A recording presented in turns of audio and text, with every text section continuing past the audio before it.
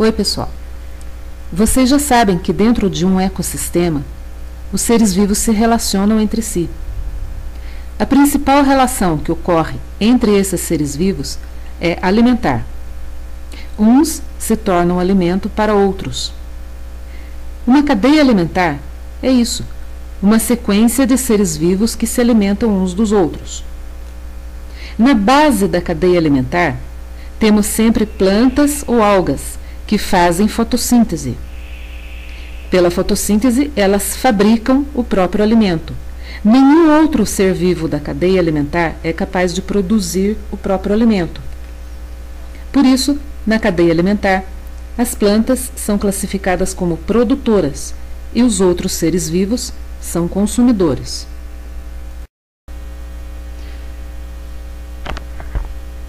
Vamos analisar essa ilustração. Você tem aqui 3 cadeias alimentares de animais e plantas ligados por setas azuis, vermelhas e pretas. Nas setas azuis, você tem a planta, que é alimento para a lagarta, que é alimento para o pássaro, e o pássaro é alimento para o gato do mato. As setas vermelhas, você tem o ratinho, que come a planta. O ratinho se torna alimento para a jiboia. A jiboia se torna alimento para o gavião. Nas setas pretas, você tem a lebre, que come a grama. A lebre se torna alimento para a onça. E a onça pode se tornar alimento para o jacaré. Ou ao contrário, dependendo de quem ganhar a luta. A lebre, o ratinho, a lagarta são chamados de consumidores primários, porque eles se alimentam diretamente da planta.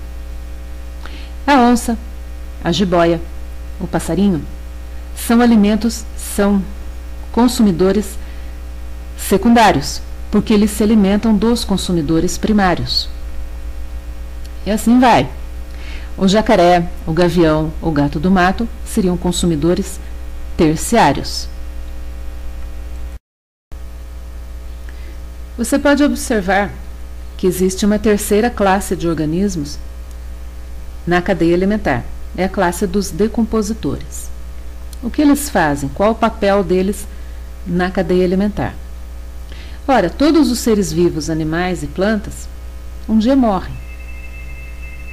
O animal pode morrer caçado por outro animal, se tornando alimento para ele.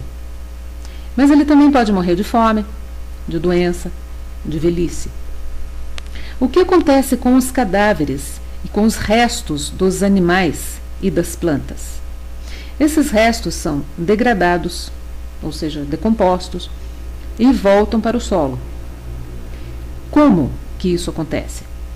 Acontece pela ação dos organismos decompositores, que você está vendo a foto ali na parte de baixo da ilustração. Esses organismos são fungos, bactérias decompositoras, larvas de moscas. O que esses organismos fazem? Eles decompõem os restos mortais de um modo que esses restos são degradados, são reduzidos a compostos orgânicos. Uma parte desses compostos orgânicos se torna alimento para esses decompositores, alimento para os fungos, para as bactérias, para as larvas. Mas eles não se alimentam de tudo aquilo. Uma grande parte desses compostos orgânicos volta para o solo e é absorvido pelas plantas, pelas raízes, na forma de adubo. Então é por isso que se diz que a cadeia alimentar é sempre cíclica, ou seja, sempre volta para a planta como alimento, os restos mortais dos seres vivos que compõem a cadeia. Acontece que o gavião também se alimenta de lebres e também se alimenta de ratos e se alimenta também de pássaros. As cobras também se alimentam de pássaros e o pássaro pode se alimentar da semente daquelas plantas. O que você tem agora? você tem uma teia alimentar. O que vem a ser uma teia alimentar? É simplesmente diversas cadeias alimentares que se cruzam. Não só no ambiente terrestre existem cadeias alimentares, também no ambiente aquático. Você pode ver nesse exemplo que o caramujo come as algas, o caramujo se torna alimento para os peixes menores, que são comidos pelos peixes maiores, e a garça se alimenta dos peixes maiores. Então, se forma uma cadeia alimentar no ambiente aquático.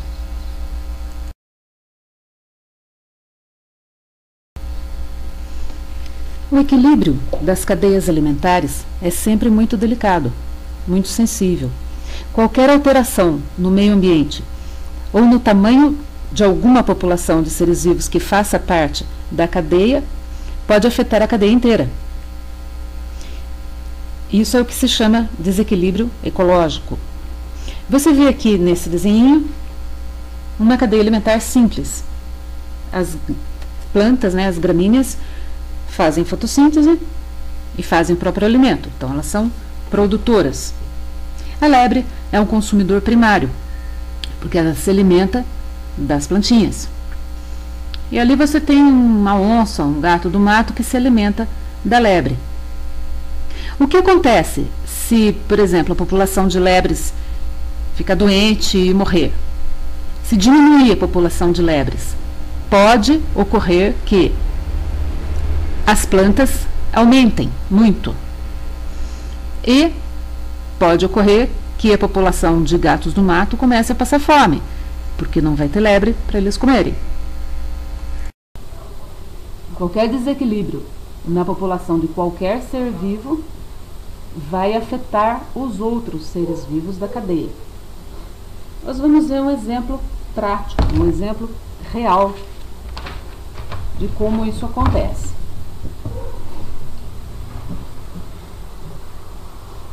Esse macaquinho é o mico-leão dourado. Muitos de vocês já devem ter ouvido falar nele, porque ele é um dos animais mais ameaçados de extinção no Brasil.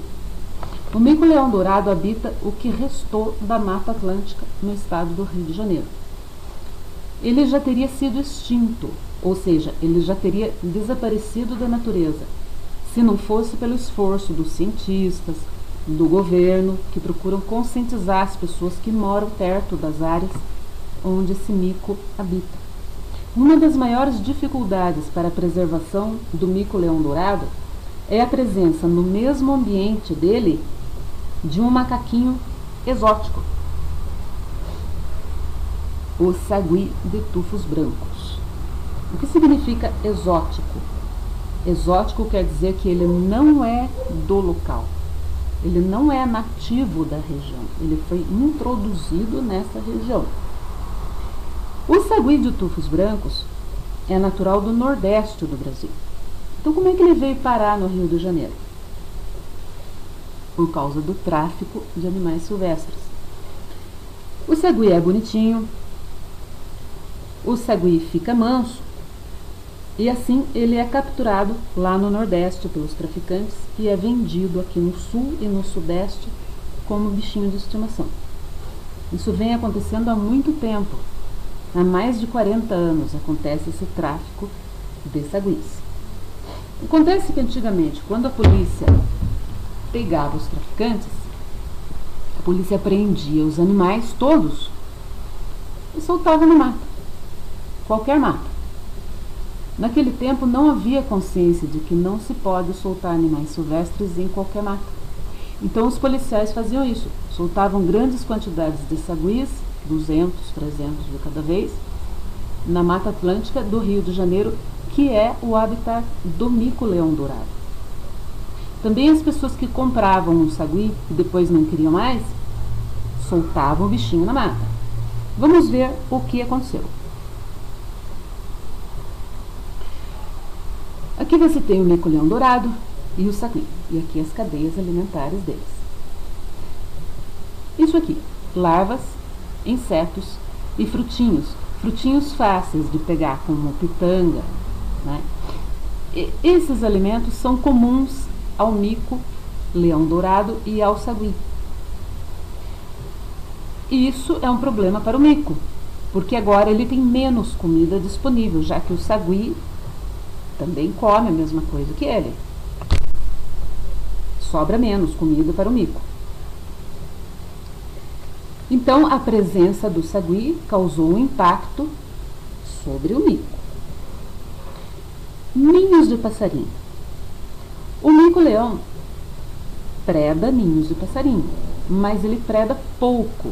Não é uma parte importante da dieta dele. Mas o sagui gosta muito de ovo de passarinho. Ele é um grande predador de ninhos de pássaros. O que acontece é, nas regiões onde existe esse sagui, diminui a população de pássaros. Então, a presença do sagui nessa região causou impacto sobre a população de pássaros. Diminuiu a população de pássaros. Diminuiu a comida do mico-leão-dourado.